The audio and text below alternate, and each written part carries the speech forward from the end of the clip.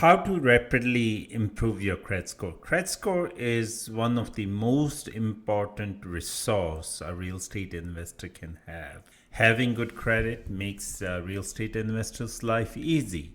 A lot of real estate investors do not have good credit, which becomes a hindrance. So we have built this course, How to Rapidly Improve Your Credit Score. This course will immensely help you in improving your credit score if you just follow the rules and regulations. Credit history. Credit history was meant to study your credit behavior and give the lenders an indication how good you are at managing your credit score, how responsible you are with it. And still, the credit history system, the reporting system, is not a perfect one. Remember, it's made by the lenders for the lenders rather than the consumers. The punishment of the credit reporting system is so harsh that they punish anybody who kind of doesn't follow the rules and regulations so severely for the benefit of lenders. So when I say for the benefit of the lenders, you have to understand that who benefits when you have a bad credit score?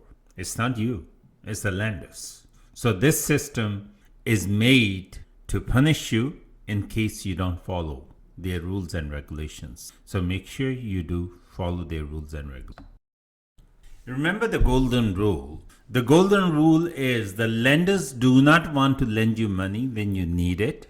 They want to lend you money when you don't need it. So if you have an excellent credit score, and you will see in your mailbox, you will see pre-approved credit cards and all that. But when you are in a bad situation and you need the credit, you will see you won't receive any such mail. How do the lenders know that you're in good shape or bad shape? They monitor you through your credit score. So credit score system is designed in favor of lenders. It was designed by the lenders for the lenders, and the lenders are the main providers of the data which affects you and your credit score. So please do not be surprised. It's a tool for the lenders to control and manage you and your credit score. It's meant to protect the lenders, not you. One very important thing that you have to understand, that credit score is managed by a computer software. So nobody is personally looking at your credit score and working through it. It was designed to give you the credit score based on your credit behavior with regards to your credit payments. So as long as you follow the requirements and the rules, you can have a good credit score, because it's not somebody who is biased against you. It's the system, it's a software, it has its requirements. If you follow those requirements, you can have an excellent credit score. So if you don't have a good credit score, the following rules, if you follow them to the T, will help you get back on track. They will show the credit card companies that you are not in desperate need of money, that you can survive without it. Remember the golden rule. The golden rule is the lenders do not want to lend you money when you need it. They want to lend you money when you don't need it. If you follow the following rules, you will definitely have an excellent credit score. So the rule number 1, do not allow anyone to pull your credit score. Remember, you decrease your point or your credit score every time you apply for a new credit, every time somebody pulls your credit history. Your score is adversely affected. To ensure that nobody really pulls your credit score, make sure you don't authorize anybody. You don't give your SIN number, you don't give any credit authorization unless it's absolutely essential. You don't want to lose points without reason. And remember that you can pull your credit history yourself, and in that case you don't lose points. So it's always a very good practice that you pull your credit score yourself and you take it to your mortgage broker or to your lender and let them see your credit history and ask them if based on that credit that you have pulled, whether you will qualify. And if you are eligible at the terms acceptable to you. If they say yes, only then you allow them to pull your credit score. Rule number 2, create regular payments automatically. By creating or making regular automatic payments, you let the lenders know that you are actively managing your credit repayments. The lenders do not care if you're making automatic or manual payments. All they care is that they're receiving the money and they're receiving it on or before the time allotted to you. Rule number 3 is make weekly automatic payments. This helps you in several ways. The credit card companies can see that you're paying attention to your repayments as they receive weekly payments. This gives you some extra points because of your regular payments. By paying weekly, in fact, you are paying in advance of your deadline. You're paying 3 weeks, then 2 weeks, or maybe 1 week in advance. This gains you absolutely some extra points. It also helps you make your payments more manageable because you're paying them in small chunks. Making payments in advance of the due dates gives the lenders an image that you have sufficient funds to pay and you are not in dire need. Rule number 4, pay off your credit card at the end of the grace period. If you pay off your credit card or pay off the amount that you owe at the end of the grace period, not only you save the interest, but it also gains you the most points because it gives the lenders the indication that you have the funds to pay on time for whatever you have spent. If you cannot pay off your credit card in total, so it's the best practice to at least pay 15 to 20% more than the minimum amount. Because if you just pay the minimum, the lenders will think that you're just scraping by. So even by paying 15 to 20% more, you give them the image that you have some funds on hand and that you can afford to pay more than the minimum and you are not in dire need of the money. This allows the lenders to report that you are in good standing, and this alone raises your points by several points each month. Rule number 5, never be late for payments. If you are late more than 30 days after the grace period, it will go on your record. Not all credit card companies will inform you before they do that. You will get punished harshly and you may lose up to 100 points for your R2 on your credit score. However much you are paying, so far you pay above the minimum, make sure you submit it by the end of the allotted time. I've seen clients who have got R2 for 63 cents. I've seen clients who have got R2 for $5, $10 because they just ignored because it was a minor amount. The lender does not care. If you don't pay on time, they have a system, they will just report that you are late. That's it. They have no mercy for you. So even if you're not making payment in one shot, it doesn't matter. Lenders are there for lending the money. They want you to be paying. So far you're paying above the minimum and you pay it within the time frame allotted to you. It promotes a good standing and it gives you some extra points because you're paying on it. Rule number 6, have more than one credit card. One credit card gives the software, the credit reporting agency, one source of reference regarding your credit reporting, which is not sufficient because not every credit card company reports regularly. Let's say you are hiring somebody and they brought you just one reference. Do you think you will trust that person more or you will trust a person who has maybe 3 or 5 references?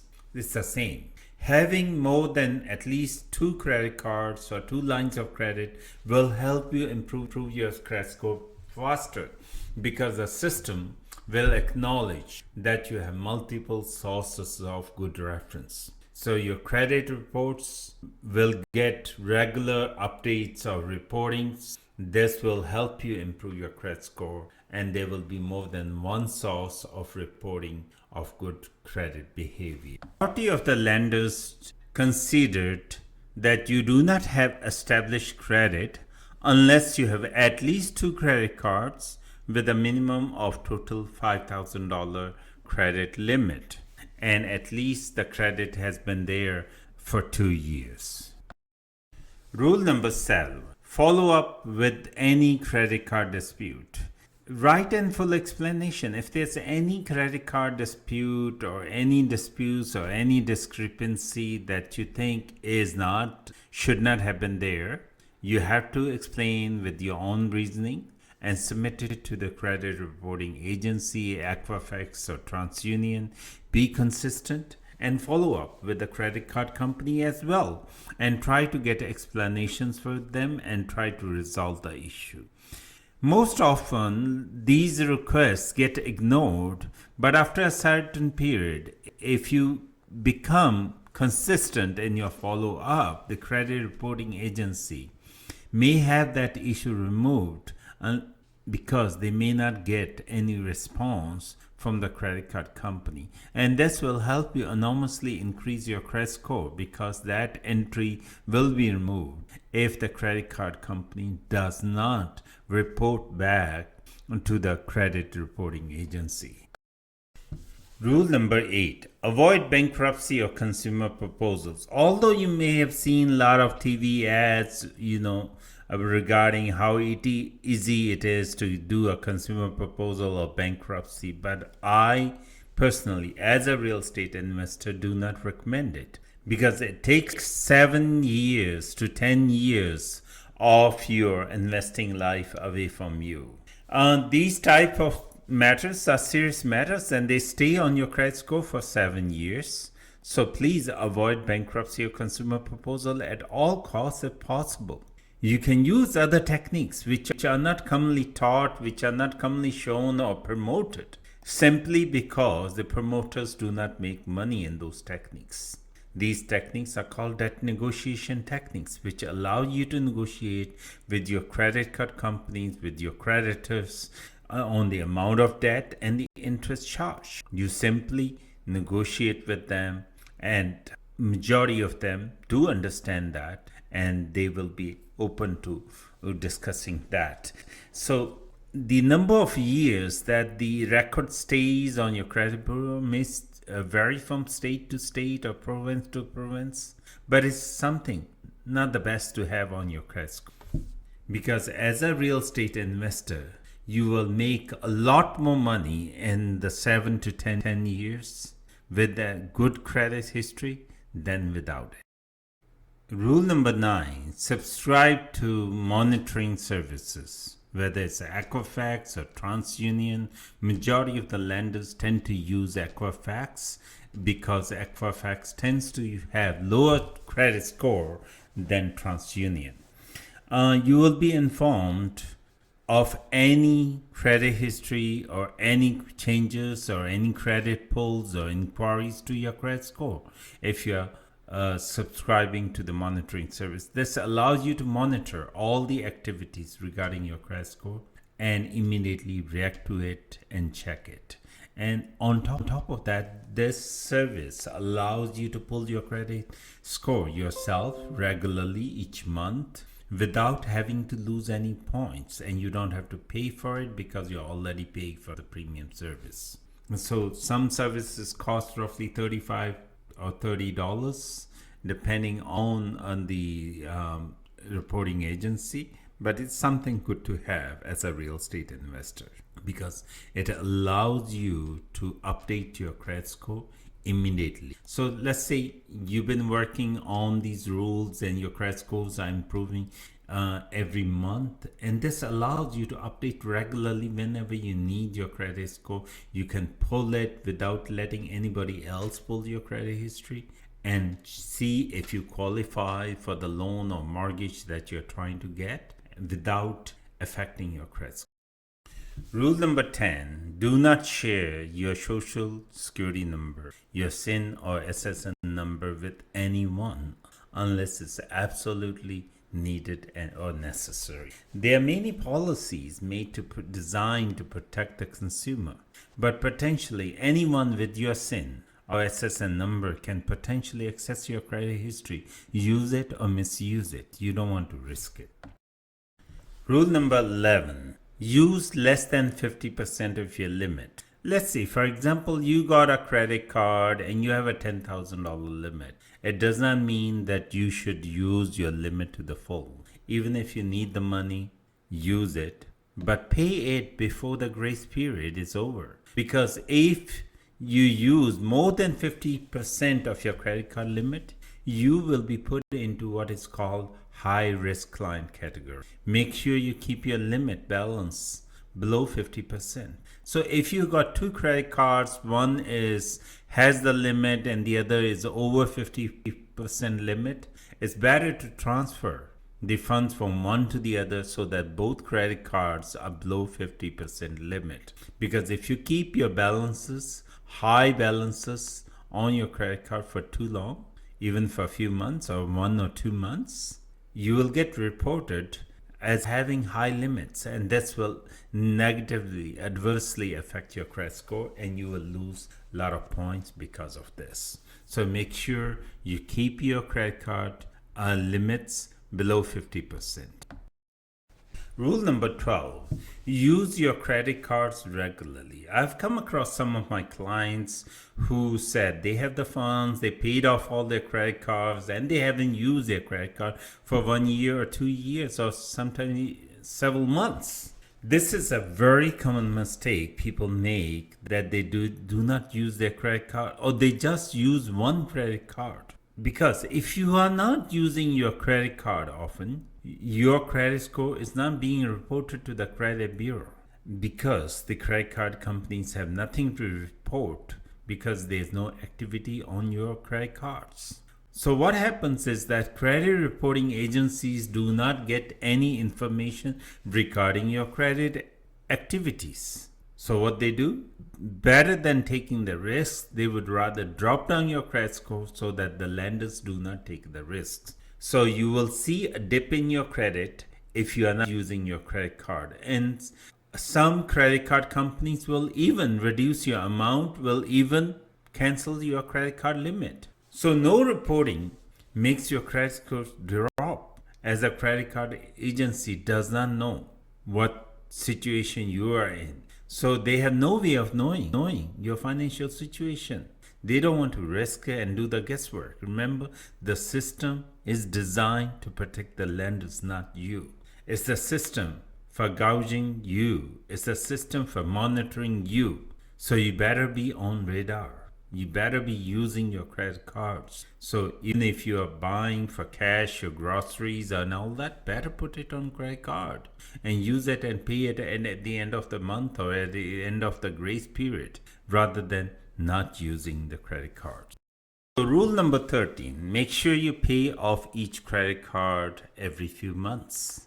Rotate your credit cards usage if you need to. Make sure that your credit card limits is below 50% at all times, and make sure you get to pay them off every few months. Use one credit card to pay another if you need to, but do not make it a habit, because credit score software is very smart and it will spot the trend. If you're using one credit card to pay off another credit card, and your score will drop tremendously if they do notice that. But keeping high limits for a long time will really put you in a situation where the lenders will think that you do not have sufficient funds to pay off what you owe, and it will drop your credit score.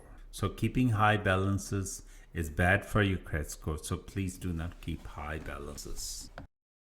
Rule number 14, do not make credit limit increase inquiries.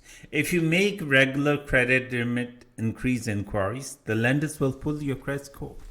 And each time you make an inquiry, your score will go down. So if you make several inquiries because you need the funds, what happens is the lenders or the credit reporting agency will think that you are in dire situation, that you're badly looking for money. So in the first inquiry, you might lose few points. But if you make immediate second inquiry, now you may lose 20 to 30 points. And the third inquiry and the fourth inquiry can be even detrimental to your credit score. So make sure, do not make regular credit inquiries. If you really want a credit limit increase, what you want to do is you want to pay on time, as we have shown in the above rules, And because you're paying on time and you're paying regularly, your credit score or your credit limit will be automatically bumped up to the next level in their system of the credit card company. Remember, they are in the business of lending money.